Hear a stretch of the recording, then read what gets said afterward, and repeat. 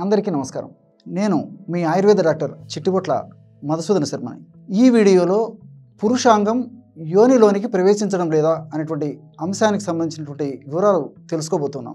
చాలామంది ఆ యొక్క పురుషాంగం యోనిలోనికి ప్రవేశించేటువంటి అంశానికి సంబంధించి వివిధ ప్రశ్నలు వేస్తూ వాటికి సంబంధించినటువంటి అనుమానాన్ని నివృత్తి చేసేందుకు చక్కటి వీడియోలు చేయమని చెప్పేసి అడగడం చేత అందరికీ అవగాహన నిమిత్తం ఈ యొక్క వీడియోని చేయడం జరుగుతుంది. పురుషాంగం యోనిలోనికి ప్రవేశించడం లేదా అనేటువంటి ఈ యొక్క వీడియో.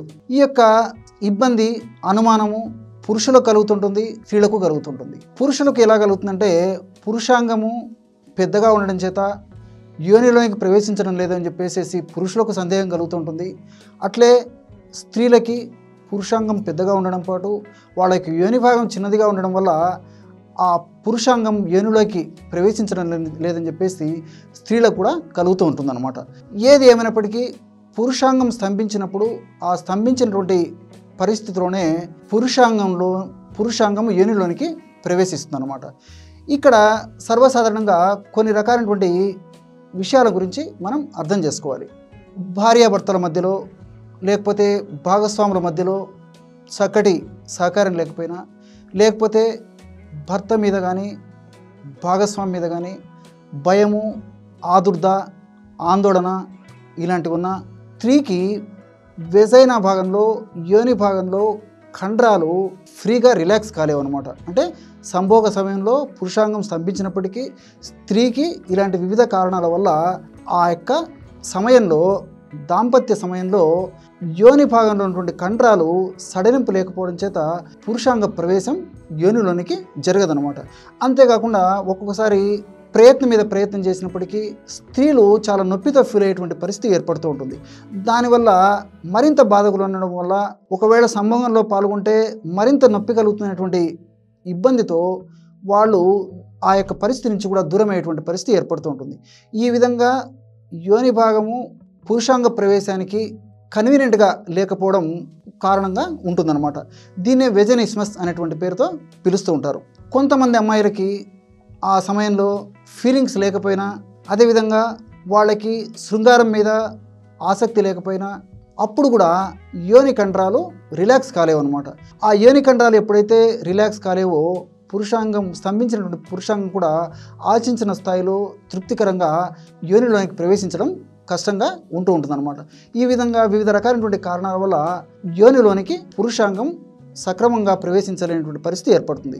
మరి వీటికి చాలామంది అవగాహన లోపం చేత తొందరపాటు చర్యగా దాంపత్యంలో ఎంటర్ అవుతూనే మొట్టమొదట శృంగార కార్యక్రమంలో భాగంగా ప్రధానమైనటువంటి ఆ సెక్స్ కార్యక్రమం చేసేస్తారనమాట, అంగప్రవేశం చేస్తారు. దీనివల్ల చాలా ఇబ్బంది ఎదురయ్యేటువంటి పరిస్థితి ముఖ్యంగా స్త్రీలకు కలిగేటువంటి పరిస్థితి ఏర్పడుతూ ఉంటుందన్నమాట. ఇక్కడ పురుషులకి స్త్రీలకి దేహ ధర్మాలు, శరీర ధర్మాలు, వాళ్ళలో ఉత్పత్తి అయ్యేటువంటి హార్మోన్లలో చాలా తేడాలు ఉంటాయన్నమాట. పురుషుడు చాలా త్వరగా ఉద్రేకపడితే స్త్రీ ఉద్రేకపడడానికి చాలా టైం పడుతుందన్నమాట. ఆలోపే పురుషుడు తన యొక్క అంగ ప్రవేశం చేసి చ్యుతమైపోయి నీరసించిపోతే అప్పటి నుంచి స్త్రీకి ఉద్రేక స్థాయి మొదలవుతుందన్నమాట. కాబట్టి అలాంటి పరిస్థితి కాకుండా అసలుకు సజావుగా అంగప్రవేశం జరిగేందుకే కొన్ని జాగ్రత్తలు తీసుకోవాలి. ఎలాగంటే భాగస్వామి లేదా భర్త భార్యను కానీ భాగస్వామిని కానీ ముద్దాడము, కేశాలు నిమరడము, అదేవిధంగా కౌగిలించుకోవడము, స్థనాలను చుంబించడము, ఇలాంటి దేహాన్ని నిమరడము, ఇలాంటి కార్యక్రమాలు చేయడం వల్ల స్త్రీలలో హార్మోన్ల ఉత్పత్తి జరిగి శృంగార స్థాయికి తారాస్థాయికి చేరేందుకు అవకాశం ఏర్పడుతుంది అనమాట. అంటే శృంగారానికి సన్నద్ధం చేయడానికి ఈ కార్యక్రమాలు అవసరం. దీన్నే ఫోర్ ప్లే అంటారు అనమాట. ఇవన్నీ ఎప్పుడైతే పురుషుడు చేస్తాడో అప్పుడు స్త్రీలలో కూడా కొన్ని హార్మోన్ల మార్పు జరిగి ఆ సంతోషం వ్యక్తమయ్యి శృంగారం మీద వాంఛ, కోరిక పెరిగి శృంగార ఆసక్తి పెరిగి ఆ శృంగారంలో భాగమైనటువంటి సెక్స్ కార్యక్రమంలో కూడా యోని యొక్క కండరాలు చాలా వ్యాకోచింపబడేదానికి అవకాశం ఏర్పడుతూ ఉంటుందన్నమాట. ఈ విధంగా ఆ ఫోర్ ప్లే చేసిన తర్వాత శృంగార కార్యక్రమంలో పాల్గొనడం వల్ల ఇబ్బంది లేకుండా పురుషుల యొక్క అంగ ప్రవేశం సులువుగా యోని ప్రాంతంలోకి జరిగిపోతుందన్నమాట.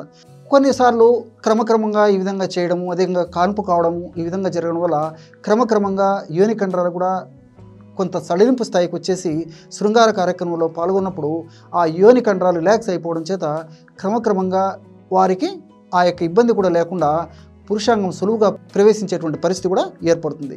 ఇక్కడ మరొక విషయం కూడా తెలుసుకోవాలి. కొంతమందికి తరచుగా ఈ శృంగారంలో పాల్గొనడము, ఈ యొక్క ప్రభావం చేత కానీ ఇతర కారణాల వల్ల కానీ ఈ స్త్రీలకు సంబంధించి ఆ ప్రత్యుత్పత్తి వ్యవస్థకు సంబంధించి జననేంద్రియ వ్యవస్థకు సంబంధించినటువంటి ఇన్ఫెక్షన్స్ ఏవైనా తోడైనప్పుడు ఆ ఇన్ఫెక్షన్స్ ప్రభావం చేత స్త్రీ పురుషులు సమాగంలో పాల్గొన్నప్పుడు పురుషాంగాన్ని యోనిలోనికి ప్రవేశింపజేసినప్పుడు చాలా నొప్పితో ఇబ్బంది పడేటువంటి పరిస్థితి కూడా స్త్రీలకు కలుగుతూ ఉంటుందన్నమాట. ఒకసారి రెండుసార్లు ఈ విధంగా జరిగేసరికి స్త్రీలలో ప్రతిసారి శృంగారంలో పాల్గొన్నప్పుడు ఈ విధంగా నొప్పి కలుగుతున్నటువంటి భయంతో వాళ్ళు మరింత కుంగిపోయి ఆ వెజైన యొక్క యోని కండరాలు మరింత బిగదీసిపోయేటువంటి పరిస్థితి ఏర్పడుతూ ఉంటుందన్నమాట. అలాంటి పరిస్థితి ఎదురైనప్పుడు ఏదైనా సందేహం ఉంటే సమీపంలో ఉన్నటువంటి వైద్య నిపుణులను సంప్రదించి ఆ యొక్క ఇన్ఫెక్షన్స్ ఏవైనా ఉంటే ఆ ఇన్ఫెక్షన్కి సంబంధించిన మందులు వాడుకోవడం వల్ల ఈ యోనిలోనికి స్తంభించినటువంటి పురుషాంగం సులువుగా ప్రవేశించడానికి అవకాశం ఏర్పడుతుంది. ఏది ఏమైనప్పటికీ పురుషాంగము బాగా స్తంభించి యోనిలోనికి ప్రవేశించలేనటువంటి సర్వసాధారణటువంటి కారణాల్లో చాలా సులువైనటువంటి చికిత్సా విధానాలతోనే ఆ సమస్య నుంచి బయటపడవచ్చు.